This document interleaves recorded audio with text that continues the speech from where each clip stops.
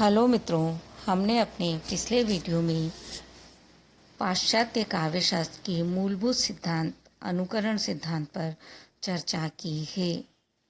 उसी चर्चा के दौरान कुछ प्रश्न जो निष्कर्ष रूप में सामने आए और उनका व्यवहारिक धरातल पर हल क्या हो सकता है, इन सब प्रश्नों का समाधान प्रस्तुत करना ही हमारा यह वीडियो है।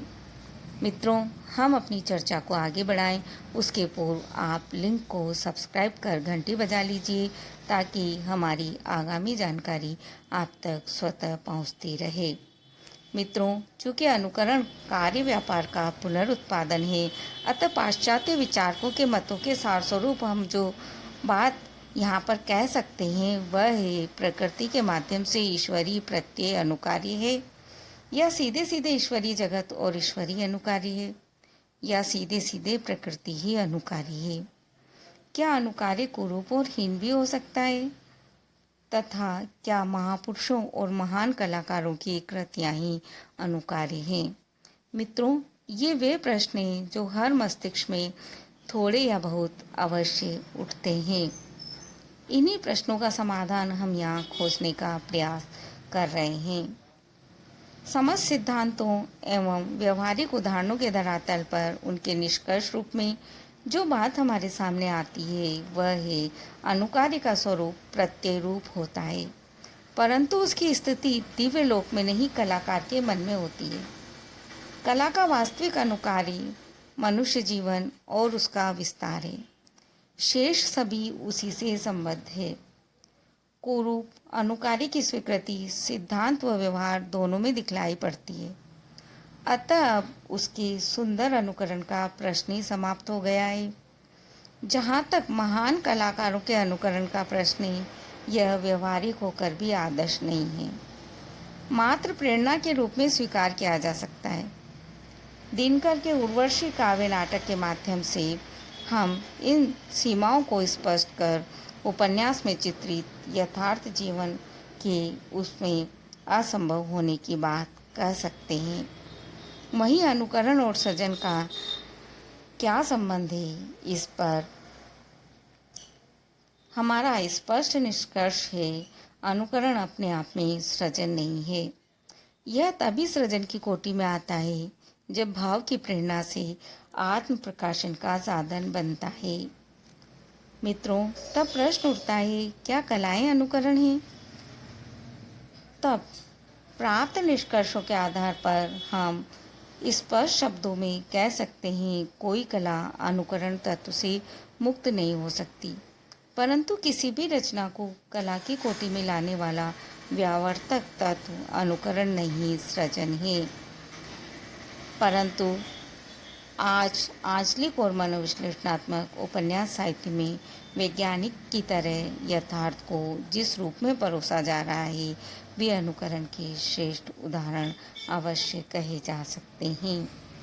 मित्रों, जहाँ तक अनुकरण और आनंद का प्रश्न है, करुण रस का आस्वाद यह सिद्ध करता है कि काव्य में रस रूप परिणति होनी ही चाहिए। चूँकि साहित्य सिद्धांतों का निर्माण समय विशेष पर प्राप्त साहित्य के संदर्भ में होता है, अतः वर्तमान परिस्थितियों में उपलब्ध साहित्य को आचार्य रामचंद्र शुक्ल के समर्थन से हम द्वितीय कोटि की कला के रूप में स्वीकृति देकर समाधान प्रस्तुत अवश्य कर सकते हैं।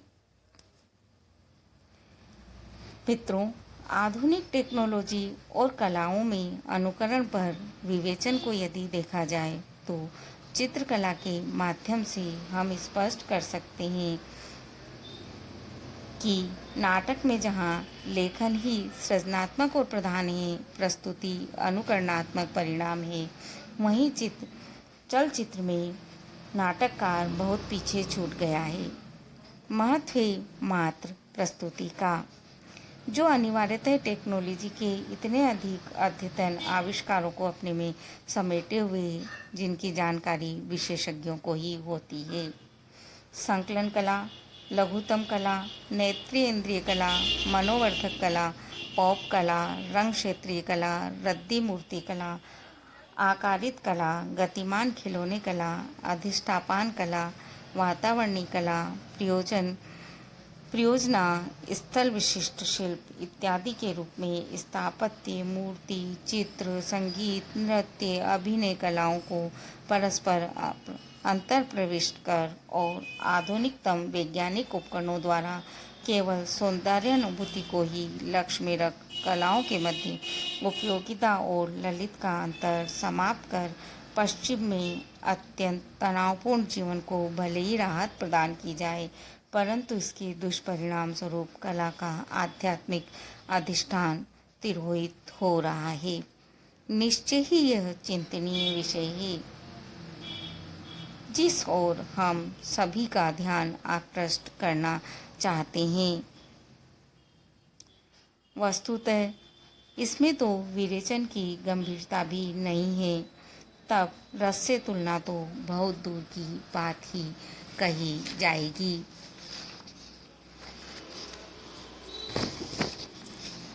मित्रों, पुरजोर शब्दों में हम इस बात को कह सकते हैं कि नाटक के प्रसंग में प्रेक्षागृह में बैठे सभी सहृदयों को जिस रस का परिपाक होता है वह आनंद एक उपलब्धि है, खोए हुए को पाना नहीं।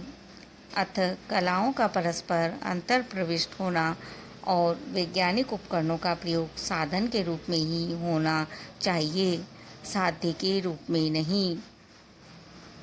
क्योंकि कलाओं की अभिव्यक्ति कलाकार द्वारा आत्म तत्व का अभिरंजन है। अपनी संपूर्ण कलात्मक प्रयासों द्वारा वह आत्माभिरंजन को साधारणीकृत कर संपूर्ण मानव की महानता की वंदना करता है। अतः मानव के निष्कासन का कोई भी प्रयास सफल हो ही नहीं सकता। हाँ, हम इतना अवश्य कह सकते हैं, इस आत्माभिरंजन और आनंद के संयोजन में अनुकरण तत्व की अत्यंत महत्वपूर्ण भूमिका रहती है, परंतु वह साध्य कदापि नहीं हो सकता।